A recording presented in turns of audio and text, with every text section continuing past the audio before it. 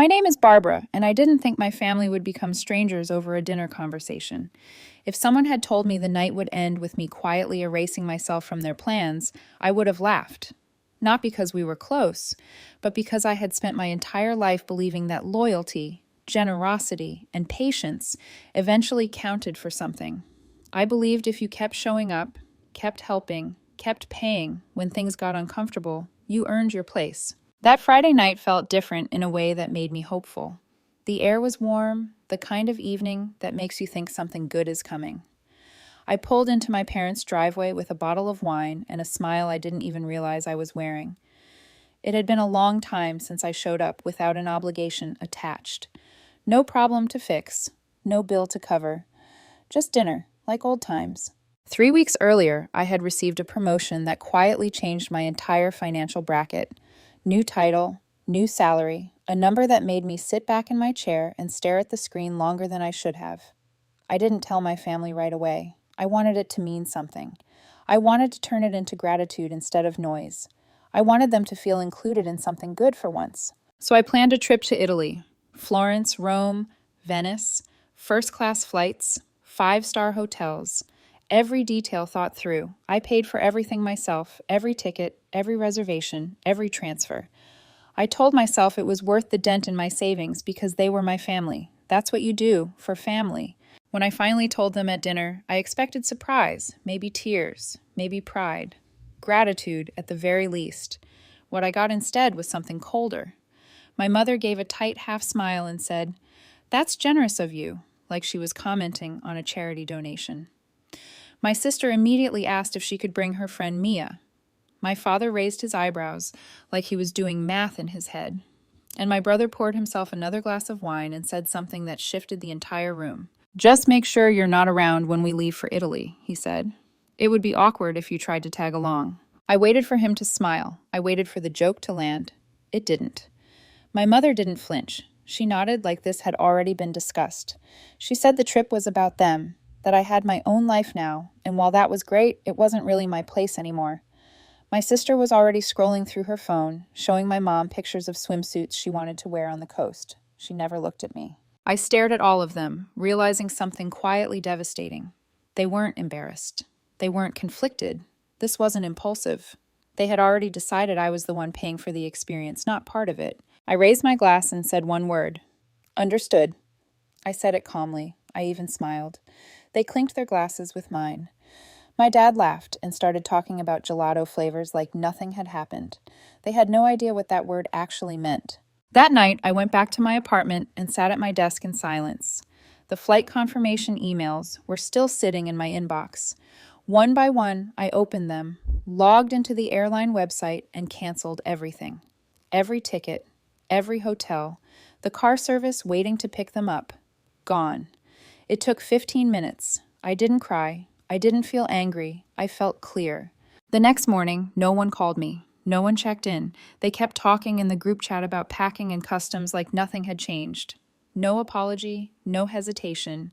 They really believed they could use me and erase me at the same time. That was when I knew this wasn't about revenge. This was about closure, and they weren't ready for it. 2 days later, they showed up at the airport dressed like this was the beginning of a highlight reel. I know because my sister posted a selfie in front of the terminal, sunglasses on, passport out, brand new luggage lined up behind her. The caption read, "Ciao, baby." I was standing in my kitchen pouring my second cup of coffee when my phone lit up, and for a moment I just stared at it, already knowing what was coming. The first text was from my sister, "Fix this now." I didn't answer. I set my phone face down on the counter and let the coffee finish pouring, listening to the hum of the machine like it was grounding me. A minute later, another message came through. "Why are our tickets canceled?" Then another. "They said you did this." My brother followed right after. "Barbara, are you serious right now?" I didn't respond to any of it. Instead, I opened the airline app and watched the situation unfold in real time. 4 tickets, all voided, all non-refundable, a red X beside every name. They tried to check in online. Denied. They went to the counter. Denied again. I imagined the confusion on their faces, the way entitlement turns into panic when it finally meets a locked door. That was the feeling I wanted them to sit with, the same one I felt at that dinner table when they decided I wasn't part of the trip I paid for. The family group chat exploded. My dad asked what was happening. My sister said they wouldn't let them board. My brother demanded I undo it immediately. My mother told me to call right now, that this wasn't funny. I waited. I let the messages stack up, let the anger build, let them spiral without me stepping in to fix it like I always had before. Then I sent one message, just one. It's just not your place anymore. For a full minute, there was nothing. Silence. And then everything hit at once. My sister was the loudest. She sent message after message, blaming me for ruining her year, saying she bought new outfits and booked hair appointments just for this trip. She called me cruel, selfish, manipulative. Then she switched tactics, asking how I could do this to my own family, like blood alone erased everything that happened at that table. My brother went straight to threats, the same half-baked lines he always used when he felt cornered. He said I owed them for starting this in the first place, that I baited them with generosity just to humiliate them. My mother accused me of planning it from the beginning, of weaponizing kindness, of being sick for doing it this way. Around noon, my dad called. I let it ring twice. On the third ring, I picked up. He didn't ask how I was. He didn't ask why. He said, "You embarrassed us." He said I made them look like fools at an international check-in counter. He asked if I thought that was funny. I didn't answer. I just hung up. That was when something settled inside me. This wasn't a misunderstanding. Not one of them said they were wrong. Not one of them apologized. They weren't hurt. They were exposed. That afternoon, I logged into my bank account. My sister had a standing transfer set up, $11,300 a month. She used it for her nanny, groceries, whatever she needed. I canceled it. Then I shut down the card she had linked to my account. She had used it the week before to order $200 worth of bath products. I remembered noticing the charge and letting it go without a second thought. That version of me was gone. Next, I called the dealership. The white SUV sitting in my parents' driveway was under my name. I gave them the address and told them to retrieve it. By 3 in the afternoon, it was gone. By 5, I called my brother's landlord. The lease was in my name. He hadn't paid rent in over half a year. I told them I was stepping out of the agreement. They had 30 days to deal with him directly. That night, the group chat tried again. My mother asked us to be rational. My sister said please and admitted she had no way to pay the nanny now. My brother said he would figure it out, but what I did was messed up. There were still no apologies, no accountability, just panic. They thought I was still the version of me who needed them, the one who bought connection and silence with money. By the next morning, the anger turned into desperation. At 8:12, there was banging at my front door. I didn't need to look through the peephole. I already knew my sister's voice. She was yelling my name like it was an emergency, like she was about to fall apart. I stood in my kitchen sipping coffee and listened while she shouted that this wasn't fair, that you don't just cut people off, that this isn't how things work. She banged again, then went quiet. I watched her from the window as she stormed out, got into her car, and sat there typing furiously on her phone. A minute later, my screen lit up again. She told me the nanny quit that morning, said she couldn't rely on a paycheck that might vanish. She said she was stuck with everything now. Then she sent another message asking if I really did all of this over one dinner conversation. The last message said I needed help. I didn't respond. I logged into my bank one more time and checked. Transfers canceled. Card disabled. Everything exactly where I left it. She wasn't bluffing about the nanny. I had no doubt the woman walked away. She probably recognized instability when she saw it and chose not to be caught in the middle. Smart woman. They still thought this was temporary. A tantrum. Something I would eventually apologize for. What they didn't understand yet was that this wasn't anger. This was clarity. They made it clear I wasn't part of their circle anymore, just the one who paid for it. So I took myself out of the equation completely. And what came next was up to them. The silence that followed should have felt like relief. Instead, it felt staged. 3 full days passed without a single message. No angry voicemail. No guilt-laced paragraph from my mother. No late-night threat from my brother. After everything that had exploded at the airport and collapsed financially, the quiet didn't feel like acceptance. It felt like regrouping. I knew my family well enough to recognize the pause before a counterattack. Thursday morning, just after 10, my phone rang with a number I recognized instantly. Human Resources.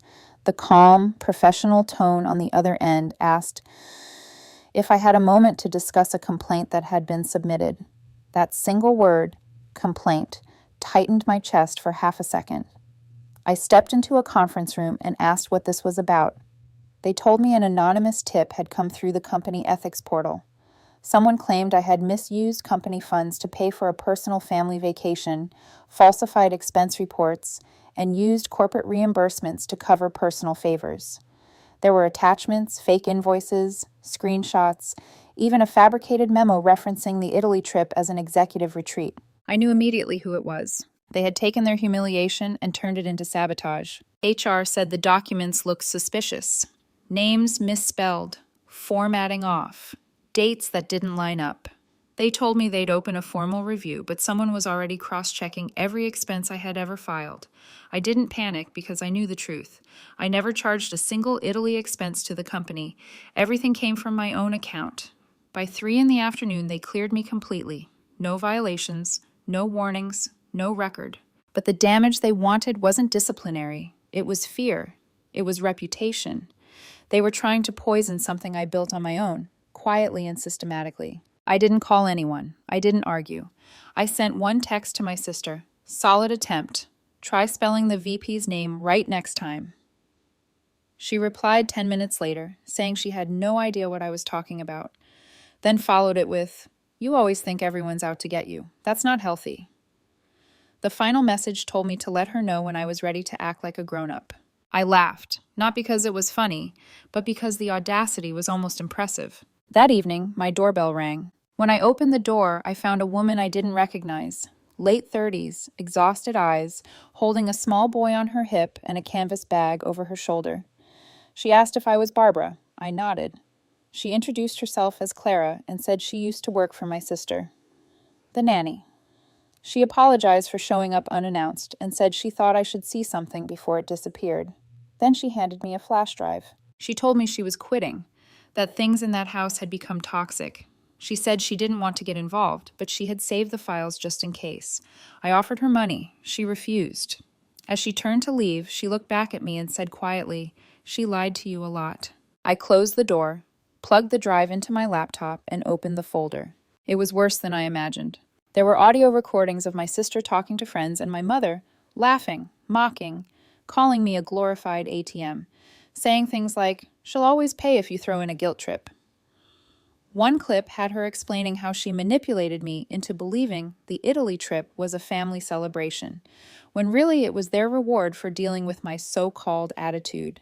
My mother's voice appeared more than once, agreeing, telling her not to worry because I never had a spine. There were screenshots of group chats I wasn't in, photos of my apartment taken secretly when my sister visited, captioned with jokes about me paying rent for everyone. There was even a draft email they almost sent to my boss weeks earlier, accusing me of workplace harassment. My name typed over and over again in places it didn't belong. I stared at the screen for a long time. Then I copied everything to an encrypted drive. I didn't send the files. I didn't threaten anyone. I sat with it until midnight, letting the reality settle into my bones. That's when I sent my sister one final message. "I know everything. Good luck." She didn't reply. My mother did at 1:43 in the morning. 2 words. "Please stop." The tone had changed. They tried using me, then guilt, then threats, then sabotage. Now they were scared, and I hadn't even started. After that night, something shifted. The silence that followed wasn't loud anymore. It was cautious, calculated, like everyone had suddenly realized the ground beneath them wasn't solid, and any wrong step could make things worse. For the first time, I wasn't reacting to their chaos. They were reacting to my stillness. My sister disappeared completely for a week. No sarcastic texts, no fake concern, no dramatic apologies. That kind of silence from her wasn't peace. It was survival mode. She was hiding, trying to figure out what I knew, who I had told, and how much damage was already done. The only one who kept reaching out was my mother, sending vague messages every few days. "We need to talk. This has gone too far." "I don't recognize you anymore." I didn't answer any of them. Then even my mother stopped. That was when I realized she must have seen what was on that flash drive. Whether my sister showed her or Clara shared it herself, I don't know. But once my mother understood that I had proof, not just accusations, the rules changed. Guilt didn't work anymore. Neither did denial. Silence was safer. My father never reached out at all. No calls, no texts, not even a passive-aggressive article forwarded like he used to do when he wanted to make a point without saying it out loud. He sealed himself off the way he always did when embarrassment crept too close. If he didn't acknowledge it, maybe it didn't exist. My brother was the last one to make a move. It came in the form of legal paperwork. A thin envelope showed up in my mailbox with his name scrawled across the front. Inside was a handwritten claim for emotional distress. He said I had caused him housing instability by pulling out of the lease. He said I owed him 6 months of future rent as compensation for trauma. The handwriting was uneven, the logic barely there. It was so absurd I actually laughed out loud while reading it. I didn't respond. I let him file it. It was thrown out almost immediately. A few days later, he showed up outside my building. I didn't open the door. I watched from my window as he paced the sidewalk, yelling into his phone, gesturing wildly like he was arguing with someone who wasn't there. For a moment, he looked up and saw me. Our eyes met through the glass. There was something unfamiliar on his face then. Not anger, not entitlement, confusion. Like he was finally realizing the version of me he relied on didn't exist anymore. He turned and walked away. That same night, my sister cracked. She sent a long message, messy and emotional, saying she was sorry. She said she made mistakes. She said she missed me and didn't mean what she said at dinner. She reminded me I had always been the strong one and asked if we could meet, just to talk. The words were soft, but they rang hollow. There was no mention of the lies, no mention of the sabotage, no mention of the recordings. I didn't reply. Instead, I scheduled a meeting with my lawyer. I had been thinking about it for a while. The car still under my name, the accounts my parents quietly relied on, the property taxes I had been covering for 2 years without anyone acknowledging it. That all ended. Letters were sent, documents filed, power of attorney privileges my father didn't even remember having were revoked. Every joint detail I had ever shared with any of them was reviewed, closed, or transferred. Bit by bit, I erased myself from their systems, and in doing so, I watched them scramble to figure out how much of their lives had been built on the assumption that I would always be there. What surprised me wasn't their anger, it was their fear. They weren't furious because they lost me emotionally. They were terrified because they lost access. They were staring at a version of me they had never known, one who didn't argue, one who didn't explain, one who didn't hope they would change. And by then, they finally understood something I had known for a while. There was no coming back from this. It's been just over 3 months since everything ended, and that's the part people don't understand when they hear a story like this. They expect a final explosion, a dramatic apology, a confrontation in a parking lot, or a tearful reconciliation over coffee. They expect noise. What actually came was silence. Not all at once, but slowly, like a room emptying out after a long, exhausting argument.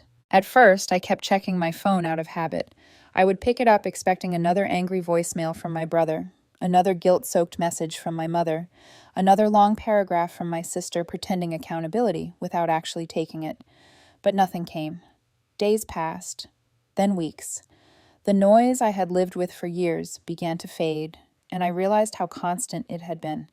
I had mistaken that constant pressure for connection. Without it, my days felt unfamiliar, almost too quiet. My sister tried to hold on the longest. Her messages changed tone over time. The insults disappeared first, then the defensiveness. What replaced them was forced positivity. She sent a photo of her child painting at daycare, no caption attached, like it was supposed to soften something in me. A week later, she followed it with a longer message about how she had reflected and grown, how the whole situation had taught her a lot, how she hoped we could talk again someday. I read it carefully, then archived it. There was no acknowledgement of the recordings, no mention of the lies, no apology for trying to sabotage my career. Growth without accountability is just another form of denial. My brother disappeared faster. I heard through a mutual acquaintance that he was crashing on a friend's couch and trying to sell sneakers online to make rent. He never contacted me again after his lawsuit was dismissed. I think that was the moment it finally sank in for him. The free ride was over, and there was no version of this where intimidation worked anymore. My parents were the last to go quiet. My mother made one final attempt, A handwritten letter arrived in the mail, pages filled front and back. It started kind, almost too kind, and then slowly twisted into something else. She said she understood why I was upset, but insisted she never meant to exclude me. She framed everything as a misunderstanding, as families arguing the way families always do. Then she wrote the sentence that stayed with me longer than anything else. You were never supposed to take it so personally. I folded the letter and put it away. That sentence explained everything. They never expected me to feel hurt. They expected me to absorb it. My father never sent anything. No letter, no message. He blocked me on his phone, the same way someone does when they want to believe they're the one being wronged. In his world, I was the one who broke the rules by stopping. And maybe, to them, I did betray something. I stopped funding their lives. I stopped staying quiet. I stopped pretending the arrangement was love. I've heard through others that they still tell their version of the story, that I turned on them over a petty disagreement.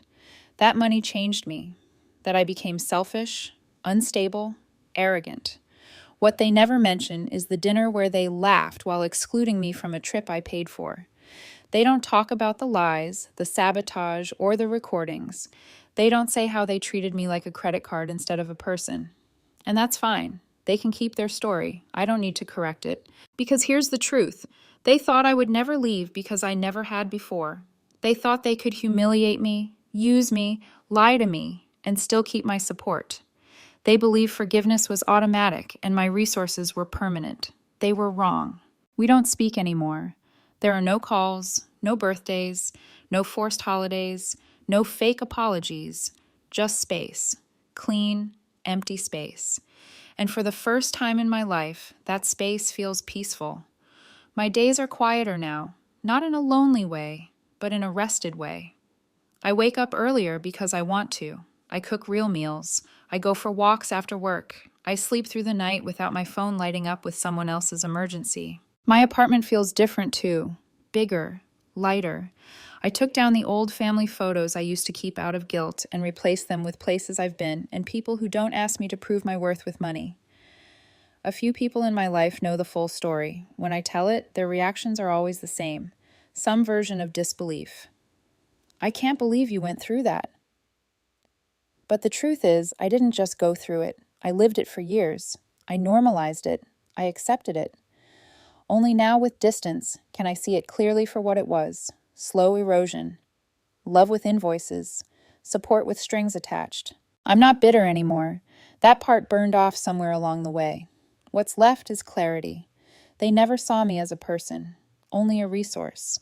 And when I stopped being useful, they tried to punish me for it. But the beautiful thing about being done is that there's nothing left to lose. No more fixing what was never real. No more hoping they'll suddenly see me for who I am. I've deleted their numbers, blocked their emails, closed the last remaining doors they quietly depended on. It isn't revenge, it's reality. I've stopped trying to be the daughter, the sister, the provider they imagined. Now I'm just Barbara, and that's enough. Sometimes, out of habit, I reach for my phone like I should check in. Then I remember there's nothing left to check in on. Their absence doesn't ache anymore. It just feels quiet, like background noise that finally stopped.